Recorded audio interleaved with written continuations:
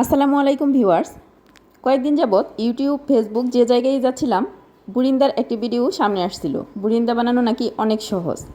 এই জন্য আমিও ভাবলাম আমার বাসায় যেহেতু সবাই বুরিন্দা পছন্দ করে, তাহলে আমিও একটু চেষ্টা করে দেখি কেমন হয়। তারপর বানাতে গিয়ে আমার সাথে যা হলো তাই আমি আপনাদের সাথে শেয়ার করব। বুরিন্দা বানানোর জন্য প্রথমেই নিয়ে নিয়েছিলাম 1 কাপ বেসন। বেসনটা আমি খুব ভালোভাবে চেলে নিয়েছিলাম যেন কোনো প্রকার দলা না থাকে। এবং এখানে আমি দিয়ে দিয়েছিলাম অল্প একটু লবণ এবং অল্প একটু বেকিং পাউডার দিয়ে হ্যান্ড উইক্স দিয়ে খুব ভালোভাবে মিশিয়ে নিয়েছি।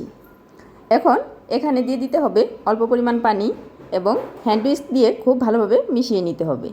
এটা অল্প অল্প পানি দিতে হবে এবং অল্প অল্প করেই মিশাতে হবে, একবারে বেশি পানি দিয়ে দেওয়া যাবে না।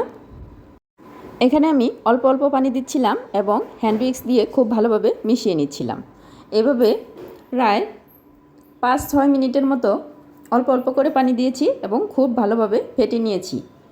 এটা একটা খুব মসৃণ একটা ব্যাটার হতে হবে। মসৃণ না হলে কিন্তু বুরিন্দাটা খুব বেশি ভালো হবে না। আমি যেহেতু ইউটিউব দেখে বানিয়েছিলাম, অতএব ইউটিউবে যা বলা ছিল আমি সেই অনুযায়ী কাজ করতেছিলাম। ইউটিউবের কথা মতো অল্প অল্প পানি দিয়ে হ্যান্ড উইক্স দিয়ে ফেটতে ফেটতে মোটামুটি আমার ব্যাটারটা এমন একটা পর্যায়ে এসেছে।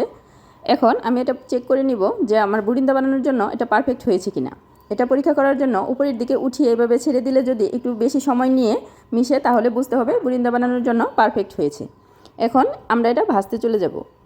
কড়াইতে তেল গরম করে এখানে একটি ছিদ্রযুক্ত চামচের উপরে এভাবে ব্যাটার ঢেলে দিব।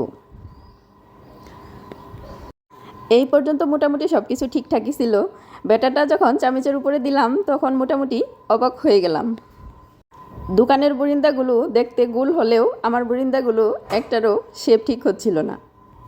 যাই হোক, জীবনে প্রথমবার চেষ্টা করছি তাই আপনাদের সাথে শেয়ার করলাম।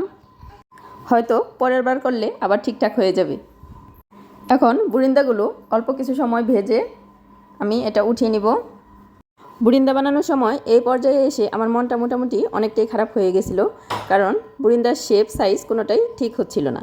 কিন্তু এটি খেতে কিন্তু অনেক বেশি মজা হয়েছিল, তাই আপনাদের সাথে শেয়ার করছি। এখন আমরা চিনি শিরা জাল করে নিব। চিনি শিরা জাল করার জন্য এখানে আমি নিয়েছিলাম 1 কাপ চিনি এবং 1 কাপ পানি। চিনি এবং পানির পরিমাণটা সমান সমানই দিয়েছিলাম। এখন চুলায় জাল করে নিতে হবে চিনিটা পুরোপুরিভাবে গলে আসা পর্যন্ত। যখন এইভাবে বলক চলে আসবে তখন এখানে আমি দিয়ে দিয়েছিলাম 1 চামচ পরিমাণ ঘি এবং অল্প একটু লেবুর রস। ঘি দিলে বুরিন্দার ফ্লেভারটা অনেক বেশি ভালো আসে, এই জন্য ঘিটা আমি ইউজ করেছি। আপনারা চাইলে না দিলেও চলবে। এখানে অল্প পরিমাণে একটু লেবুর রস দিলে ভালো হবে, কারণ চিনিটা দলা পাকানোর কোনো চান্স থাকে না। এখন এটা খুব ভালোভাবে জাল করে মিশিয়ে নেওয়ার পর এখানে আমি বুরিন্দাগুলো ঢেলে দিলাম। এখন এটা ঢেকে 1 ঘন্টার মতো রেখে দিতে হবে। 1 ঘন্টা রেখে দিলে এটা পুরোপুরিভাবে রসটা টেনে নেবে। এই তো 1 ঘন্টা পর দেখেন আমার বুরিন্দাগুলো কী সুন্দর রসগুলো টেনে নিয়েছে।